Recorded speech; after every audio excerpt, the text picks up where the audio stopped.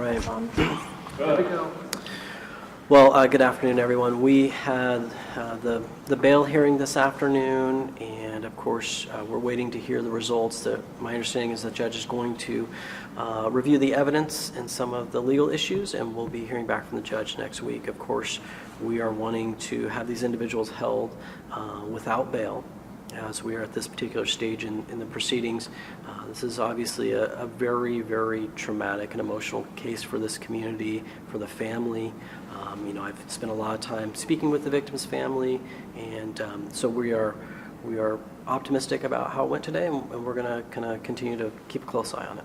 Obviously, the biggest argument on the defendant's lawyer's side is discrediting your witnesses at this point, and then some of the evidence not being returned from labs yet. Can you talk a little bit about how this might play out as it moves into trial? Yeah, I mean, no surprise. The defense is always going to try to come up with various arguments to try to get their client out of custody. It's one that we're going to keep working on very closely, and we have every expectation that we will be successful in our efforts. And of course, we want to obtain justice for Liam. This is, from the evidence that was presented today, seems to be kind of a chaotic scene. How common is it to have a scene that has so many different elements where your potential witnesses are also admitting to having committed crimes?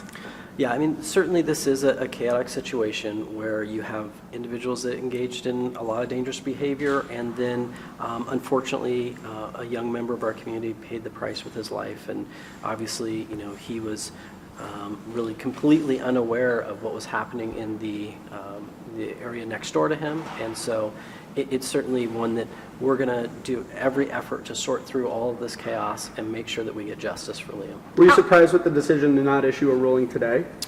I'm not. It's not uncommon. With bail hearings, judges have different practices, and it's what their comfort level is, and we certainly respect the court's desire to make a careful and thorough decision. How confident are you at this point in the statements of your witnesses that will be, are you confident that they'll be admissible? I'll say that I am, without commenting directly on the evidence, I'm very confident in the attorneys that are working on the case, and that we're going to put forth the best case that we possibly can.